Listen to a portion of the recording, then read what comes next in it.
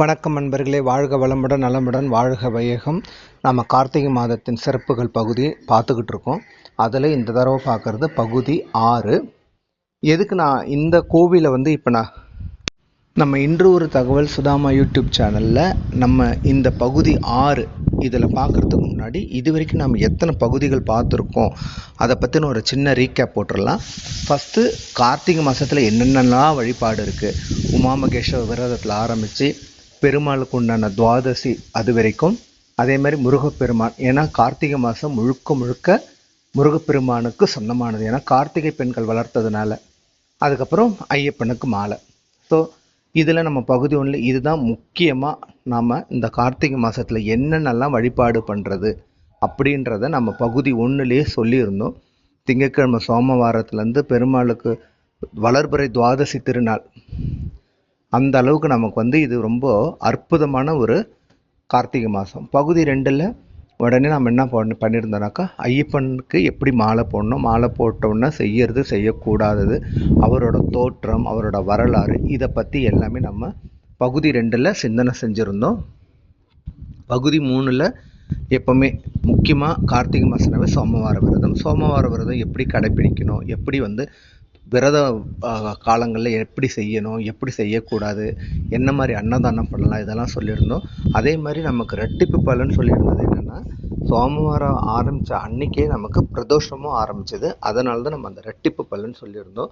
அதுவும் கார்த்திகை மாதம் திங்கட்கிழமை சோமவாரத்திலேயே பிரதோஷம் வர்றது இன்னும் ஒரு அற்புதமானது. அதுக்கப்புறம் இப்போ நம்ம பரணி தீபம் பார்த்துருந்தோம். ஏன்னா திருவண்ணாமலை மகா கார்த்திகை தீப திருநாளுக்கு முந்தின நாள் தான் பரணி தீபம். ஸோ வீட்டில் எப்படி வழிபாடு பண்ணணும், கோவில் எப்படி வழிபாடு பண்ணணும், இதை தான் நம்ம 5 பகுதி பார்த்துருந்தோம். இப்போ பகுதி 6ல், அதாவது திருவொற்றியூரில் ஒரு அற்புதமான கோவில் இருக்குது. அந்த கோவில் பார்த்திங்கன்னா வேதபுரீஸ்வரர் திருக்கோவில். இதில் என்னென்னா எங்கேயுமே இல்லாத பல சிறப்பம்சங்கள் இந்த கோவிலில் இருக்குது. இந்த கோவில் எப்படின்னா, பிரளயத்துக்கு அப்புறம் நம்ம சிவபெருமான் என்ன பண்ணார்னா, ஒரு புற்று வடிவத்தில் இந்த பகுதியில் சுயம்புவாக உருவாகிட்டார். இதுதான் இந்த கோவிலோட ரொம்ப ரொம்ப சிறப்பம்சமே. சாதாரண கோவில் கிடையாது இது. சென்னையில் திருவொற்றியூர், அதாவது எண்ணூர் பக்கத்தில், எண்ணூர் துறைமுகத்துக்கு முன்னாடி இந்த திருத்தலத்தில் சிவபெருமான் புற்று வடிவில் சுயம்பு மூர்த்தியாக அருள் பாலிக்கிறார். ஏன்னா இந்த இடம் பேர் ஏன் திருவொற்றியூர் அப்படின்னா, இந்த பிரளயம் வரும்போது இந்த பகுதி கடற்கரை ஒட்டிய பகுதி, இதை ஒற்றி தான் அந்த பிரளயம் போனதுனால இந்த இடம் ஒற்றியூர், பழங்காலத்து பேர் ஒற்றியூர். அதுக்கப்புறம் இதை திருவொற்றியூர் மாற்றிட்டாங்க. அது மட்டும் இல்லாமல் இந்த கோவிலில் அவருக்கு ஒற்றீசர், வேதபுரீஸ்வரர் எப்படி ஒன்றும் அதே மாதிரி ஒற்றீசர் அப்படின்ற ஒரு திருநாமமும் இருக்குது. இதோட பழைய கதையை பார்ப்போம். எதனால் இவர் இங்கே சுயம்பு மூர்த்தியாக அருள் பாலிக்கிறார்னா, அதாவது ஒவ்வொரு யுகமும் அழியும் போது ஒரு பிரளயம் வரும். கிரேதா யுகம், துவார யுகம், அந்த மாதிரி இப்போ கலியுக காலம் வந்துக்கிட்டு இருக்கு. ஒவ்வொரு யுகம் அழியும் போதும் பிரளயம் திரும்பியும் புதிய யுகத்தை பிரம்மன் தொடங்குவார். இதுதான் உலகம் அழியிற காலம் சொல்கிறது. ஸோ கடைசி யுகம் அழிஞ்சு இப்போ நம்ம கலியுக காலத்தில் இருக்கும். ஸோ இப்போ இது என்னன்னா, பிரளயம் இந்த பகுதியை ஒற்றி போனதுனால தான் இந்த ஊருக்கு ஒற்றியூர், அதே மாதிரி திருநாமம் ஒற்றீசர், அப்புறம் வேதபுரீஸ்வர். இது மட்டும் இல்லை, இந்த கோவிலில் பல வகையான சிறப்பம்சங்கள் இந்த கோவிலில் அடங்கியிருக்கு.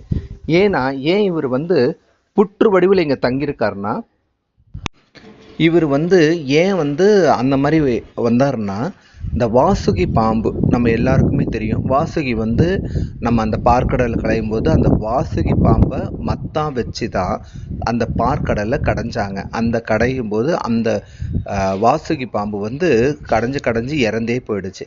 ஸோ அதுக்கு அருள் புரியும் வண்ணமாக, அதாவது வாசுகி பாம்புக்கு அருள் புரியும் வண்ணமாக பிரளயத்துக்கு அப்புறம் ஈசன் இந்த இடத்துல புற்று வடிவத்தில் தங்கிட்டார். புற்று, அதாவது சிவபெருமான் ஒரு அபிஷேக பிரியர். அவருக்கு எப்பவுமே அபிஷேகம் பண்ணிக்கிட்டே இருப்பாங்க. அதாவது பெருமாள் எப்படி அலங்கார பிரியரோ, ஈசன் அபிஷேக பிரியர். அதனால இந்த கோவிலில் அவர் எப்பவுமே லிங்க திருமேனியா இல்லாமல் புற்று திருமேனியா சுயம்பு லிங்கத்தில் அருள் பாடிக்கிட்டு இருக்காரு. அப்போ என்ன ஆச்சு, இந்த கோவில் வந்து பிரளயத்திற்கு அப்புறம் முதல்ல உருவான சிவன் கோவில் அப்படின்றது வந்து இந்த கோவிலில் சுயம்பு மூர்த்தியாக முதல்ல வந்தது வந்து இந்த திருக்கோவில் தான். அது ரொம்ப ரொம்ப சிறப்பம்சம். அது மட்டும் இல்லாமல் இந்த கோவில் பார்த்தீங்கன்னா சென்னை எண்ணூருக்கு முன்னாடி திருவொற்றியூர் அந்த இடத்துல இருக்குது. ஆனால் திருவொற்றியூருக்கு முன்னாடி ஒரு ஸ்டாப் தேரடின்னு வரும். தேரடியிலேருந்து இறங்கினா இந்த கோவில் ரொம்ப ரொம்ப கிட்ட. இந்த கோவில் பார்த்திங்கன்னா ரொம்ப பெரிய கோவில். அதாவது தியாகராஜ சுவாமி இருப்பார், பெருமாள் இருப்பார் இந்த இடத்துல. அதேமாதிரி குழந்தை ஈஸ்வரர், குழந்தை வரம் அருள்றதுக்காக குழந்தை ஈஸ்வரர். ஸோ இந்த பாம்பு, வாசுகி பாம்பு இருக்காங்க இல்லையா, இவங்களுக்கு அருள் கொடுக்கறதுக்காக வேண்டி தான் சிவபெருமான் இந்த திருக்கோவிலில் புற்று வடிவமாகவே அவர் வந்து காட்சியளிக்கிறார் இன்னமும். அதனால் இந்த திருமேனிக்கு தீண்டா திருமேனி, தீண்டா திருமேனின்னு இருக்கிறதே ரொம்ப அரூபம் தான். ஏன்னா எல்லா திருமேனியுமே தீண்ட திருமேனி தான். ஆனால் தீண்டா திருமேனினா அதை நம்ம தொட்டு அபிஷேகமோ இல்லை எதுவுமே பண்ண முடியாது. அதனால் அந்த கோவில் எப்படி இருக்குன்னா, மூலவர் வந்து ஒரு கவசம் சார்த்தி தான் வச்சுருப்பாங்க. ஸோ அந்த பார்க்கடலை கடைஞ்சி அதுக்கு உதவி புரிஞ்ச வாசுகி பாம்புக்கு அருள் புரியறதுக்காக இங்கே வந்தவர்னால இவருக்கு எப்படி நாம் வந்து அபிஷேகம் பண்ணுறது? ஏன்னா புற்றில் இருக்கார், புற்று மண். ஸோ மண்ணுக்கு எப்படி அபிஷேகம் பண்ண முடியும்? அதனால தேவர்கள்லாம் என்ன பண்ணாங்க, சுவாமி உங்களுக்கு நாங்கள் அபிஷேகம் பண்ணாமல் நாங்கள் எப்படி தான் வந்து உங்களை நாங்கள் வழிபாடு பண்ண முடியும்? உங்களுக்கு நாங்கள் அபிஷேகம்னு ஒன்று பண்ணும்போது தானே எங்களுக்கு அதில் ஒரு ஆத்ம திருப்தி கிடைக்கும் அப்படின்னார். இது ஒரு கதை. இன்னொன்று, தட்ச யாகத்தை நிறுத்துறதுக்காக பார்வதி தேவி அம்மார் போய் அந்த தீயிலேயே அவங்க உருகிட்டாங்க. அதுலேயே அங்கனால சிவபெருமான் வந்து அந்த இடத்துல எடுத்து ஆடிக்கிட்டு உலகம், அதாவது ஒரே நர்த்தனம் ஆடுறாரு. அவரை கண்ட்ரோல் பண்ணுறதுக்கு என்ன பண்ணுறது, பார்வதி அம்மையார் கூட இருக்கவே தான் அவங்க அப்படி இருக்கிறாங்க. அப்படின்றனால என்ன பண்ணுவார்,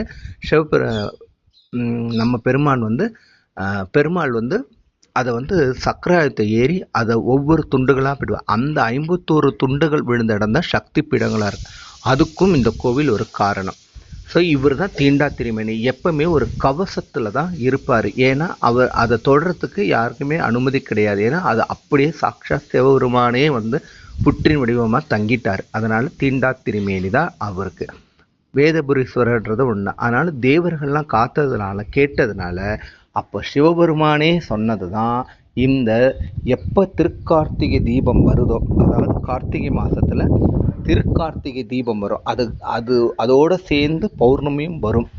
பொதுவாக அப்படி தான் வரும். ஆனால் சில வருடங்களில் வந்து கார்த்திகை ஒரு முன்னாலும் பௌர்ணமி பின்னாலும் வரும். அந்த வகையில் இந்த தடவை நமக்கு பௌர்ணமி 4ஆம் தேதி தான் வருது. 3ஆம் தேதி நம்ம திருக்கார்த்திகை தீபம். ஸோ 4ஆம் தேதியிலேருந்து தான் பௌர்ணமி ஆரம்பம். இந்த கோவிலில் என்ன ஒன்றா, அந்த கவசம் திறக்கப்பட்டு வருடத்தில் 3 நாட்கள் மட்டும் நம்ம அப்படியே சிவபெருமானோட நிஜ ரூபம், அதாவது புற்று வடிவத்தில் நம்மளால் தரிசனம் செய்யக்கூடிய ஒரு அற்புத தரிசனம் இந்த கோவிலில் இருக்குது. அது இந்த கார்த்திகை மாதத்தில் தான் நடக்கும். ஸோ 4ஆம் தேதி தான் முதல் நமக்கு வந்து அந்த கவசத்தை திறந்து மாலை 6 மணிக்கு, ஏன்னா பௌர்ணமி அப்போ தானே ஆரம்பிக்குது. ஸோ பௌர்ணமி தான் கணக்கு இதுக்கு. கார்த்திகை தீபத்துக்கு கார்த்திகை நட்சத்திரம் கணக்கு. ஆனால் இந்த கோவிலுக்கு கார்த்திகை மாதம் வரக்கூடிய பௌர்ணமி கணக்கு. அன்னிலிருந்து 3 நாட்கள் மட்டும் நாம் அவரோட நிஜ திருமேனி, அதாவது லிங்க திருமேனி இல்லாமல் அவரோட அந்த புற்று வடிவத்தில் நம்ம தரிசனம் செய்ய முடியும். இந்த அற்புதமான வாய்ப்பை யாரும் தவற விடாதீங்க. சென்னையில் இருந்தாலும் சரி. ஸோ 4ஆம் தேதி மாலை 6 மணிக்கு திறந்து முதல் தைலாபிஷேகம். ஏன்னா புற்றுங்கிறதுனால ஒரே ஒரு அபிஷேகம் மட்டும்தான் வாய்ப்பு, அதுவும் தைலாபிஷேகம் மட்டும்தான். அந்த தைலாபிஷேகம் பார்க்குறதுக்கு தான் அவ்வளோ கோடானு கோடி இருக்கும். ஏன்னா அந்த நம்ம பார்க்குறது புற்று லிங்கம் கிடையாது, சாக்ஷாத் சிவபெருமானே. இப்போ எப்படி திருவண்ணாமலையில் வந்து மலை ரூபத்தில் இருக்கார், இந்த இடத்துல புற்று வடிவத்தில் இருக்கார். இந்த அற்புத வாய்ப்பை யாரும் தவற விடாதீங்க. ஆனால் அதை தவிர இந்த திருக்கோயிலுக்கு பல சிறப்பம்சங்கள் இருக்குது. என்னன்னு கேட்குறீங்களா? அதாவது இந்த கோயிலில் 2 மரம் இருக்கும், மகிழ மரமும் இருக்கும். ஒவ்வொரு கோவிலும் ஒரு ஸ்தல விருட்சம் இருக்கும். ஆனால் இதுக்கு 2 ஸ்தல விருட்சம். அதே மாதிரி அம்மன் பார்த்தாலும் ரொம்ப ரொம்ப முக்கிய வடிவுடை அம்மன், இச்சாசக்தி, ஞானசக்தி, கிரியாசக்தியாக இருக்கிற 3 வடிவுடையம்மன், கொடியுடையம்மன், திருவுடையம்மன். அதில் வடிவுடையம்மன் இருக்கிற கோவில் இந்த திருவொற்றியூர் கோவில் தான். பார்க்கவே அழகாகவும் அம்சமாகவும் ஆத்தா அருள் புரிவா. அதுவும் 3 கோவிலுமே சென்னையில் இருக்கிறது ரொம்ப ரொம்ப விசேஷம். பௌர்ணமி அப்போ இந்த 3 கோவிலுமே ஒரு சேர தரிசிக்கிறது அவ்வளோ ஒரு நன்மை பயக்கும்னு சொல்கிறாங்க. அதே மாதிரி அம்மனும் 2 வட்டப்பாறை அம்மன். இந்த வட்டப்பாறை அம்மன் எல்லாமே 2 தியாகராஜ சுவாமிகள் ஒரு பக்கம், புற்றீசர் ஒரு பக்கம், வேதபுரீஸ்வரர் ஒரு பக்கம், அம்மன் 2, அதே மாதிரி ஸ்தல தீர்த்தமும் 2. ஸோ இது எண்ணகரற்ற இந்த கோவிலும் பார்த்தீங்கன்னா ரொம்ப பெரிய கோவில். பார்த்தா ஃபுல்லாக மணல், ஒரு கடற்கரையில் இருக்கிற ஒரு நினப்பாகவே இருக்கும். ஏன்னா அந்த கோவில் சுற்றின கருவறையும் அந்த மண்டபம் தவிர்த்து மற்ற எல்லாமே மணல், கடல் மணலாக இருக்கும். அதை விட இன்னும் சிறப்பு, பிரளயம் முடிஞ்சு புது யுகம் தொடங்கும் போது பிரம்மா இந்த கோவிலில் சிவனை வழிபட்டு தான் தன்னுடைய படைப்பு தொழிலை முதலாக ஆரம்பித்தார்ன்றது ரொம்ப ரொம்ப சிறப்பு வாய்ந்த திருத்தலம் இது. ஏன்னா பிரம்மா எப்பவுமே சிவனன்கிட்ட அருள் வாங்கிட்டு தான் எதுவுமே செய்வார். அதே மாதிரி சிவபெருமான்ல 4 இருக்காங்க இல்லையா, மாணிக்க வாசகர், அப்பர், சுந்தர் பெருமான், திருநாவுக்கரசர். அதுல சுந்தரமூர்த்தி நாயனார் சங்கிலி நாச்சியாரை திருமணம் செய்தது இந்த திருத்தலம் தான். சங்கிலி நாச்சியார் பிறந்த ஊரும் திருவொற்றியூர் தான். ஸோ அவர் இந்த திருத்தலை இவரை திருக்கல்யாணம் பண்ணதான் இந்த ஒரு கோவிலுக்கு இன்னும் ஒரு சிறப்பு பெற்றிருக்கு. ஸோ இப்படி பல தகவல். அதை விட பட்டினத்தாருக்கு இந்த கரும்பை கொடுத்து சிவபெருமான் சொல்கிறாரு, நான் எங்கே ஜீவசமாதி ஆகணும்னும் போது இந்த பேய் கரும்பு எந்த இடத்துல இனிக்குதோ அங்கே தான் உனக்கு உண்டான இடம் சொல்கிறாரு. அவர் கோவிலாக சுற்றி எங்கேயுமே இந்த பேய் கரும்பு இனிக்கலை. ஆனால் திருவொற்றியூர் இந்த சிவபெருமான் அவர் தரிசனம் பண்ணி இதை சாப்பிட்றாரு. சாப்பிட்டு அடுத்த நொடியே இந்த பேய் கரும்பு இனிக்குது. அப்போ சொன்னாரா, நான் இங்கே தான் ஜீவசமாதி ஆக போகிறேன், அதுக்குண்டான ஏற்பாடுகளை செய்யுங்கன்னு சொல்லி பட்டினத்தார் இந்த திருக்கோவிலில் தான் ஜீவசமாதி ஆனார். அதுவும் இந்த கோவிலில் இன்னும் ஒரு சிறப்பு பெற்ற தகவல். இந்த கோவில் அது மட்டும் இல்லாமல் அப்பர் பெருமான் தேவாரம் பாடின திருக்கோவில்களில் இதுவும் ஒன்று. அதாவது பல ஞானிகள், சித்தமகா புருஷர்கள், சித்தர்கள் கால் தடம் பதித்த இந்த திருக்கோவில். அதே மாதிரி சிவபெருமானும் புற்று வடிவமாக சுயம்புலிங்க திருமேனி தரிசிக்கிறதுங்கிறது ரொம்ப ரொம்ப கஷ்டம். அதுவும் தீண்டா திருமேனி பார்க்கறது ரொம்ப ரொம்ப கஷ்டம். இந்த வருஷத்தில் 3 நாள் மட்டும்தான் இந்த கோவிலில் அவரோட நிஜ ரூபத்தை, லிங்க திருமேனி இல்லாமல் புற்று ரூபத்தை நாம் தரிசனம் செய்ய முடியும். இந்த 3 நாளும் தவற விடாதீங்க.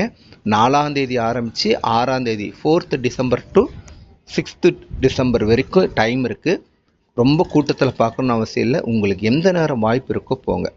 அதை விட முக்கியம் என்ன, அதாவது சிவபெருமான் வழிபாடுனாவே சிவபுராணம் ரொம்ப ரொம்ப ரொம்ப முக்கியம். அது நம்ம மாணிக்க வாசக சுவாமிகள் தான் அருளி செய்தது. திருவாசகம் 8ஆம் திருமுறை, 8க்கு மேலே எதுவுமே கிடையாது. அதனால்தான் அதை சிகா மந்திரம்னுவாங்க. உடலில் தலைக்கப்புறம் எதுவுமே கிடையாது. அந்த மாதிரி ரொம்ப போற்றப்படுறது தான் திருவாசகம்.